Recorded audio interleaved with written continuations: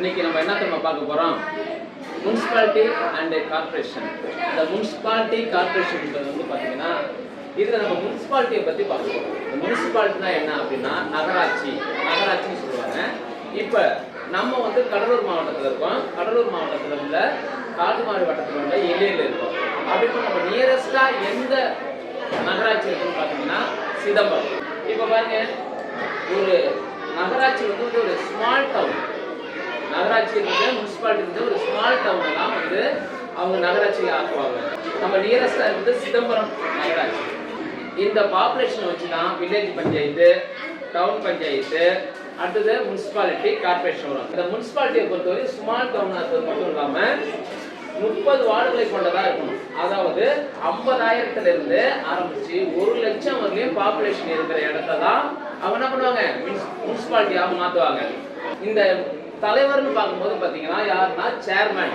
அதுக்கான ஒரு எலெக்ஷனை வந்து உருவாக்கி அது மக்கள் வந்து ஓட்டு போட்டு தேர்ந்தெடுக்கிறாங்க.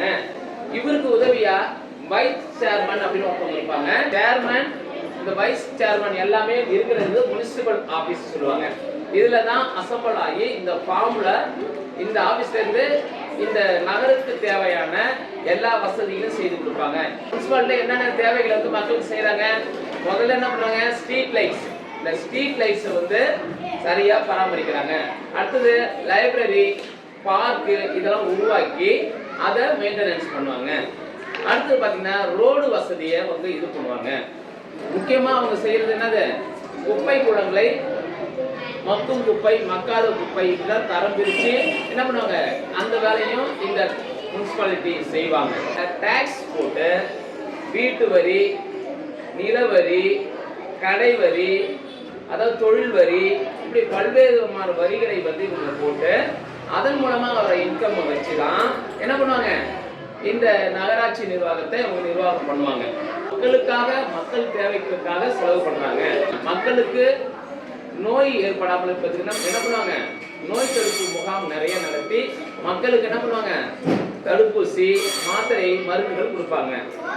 இந்த நகராட்சியில பாத்தீங்கன்னா முனிசிபாலிட்டியினுடைய இதுல பாத்தீங்கன்னா ஒரு 3 பிரிவுகளை வந்து ஒரு ஃபார்ம்ல வந்து சில இடங்கள் இருக்கு. அது வந்து டவுன்ஷிப்னு சொல்லுவாங்க, அடுத்து கண்டோன்மெண்ட் சொல்லுவாங்க, அடுத்து நோட்டிஃபைட்ஸ் ஏரியா அப்படின்னு சொல்லுவாங்க. இந்த 3மே வந்து இந்த முனிசிபாலிட்டியில சேர்ந்துருக்கும்.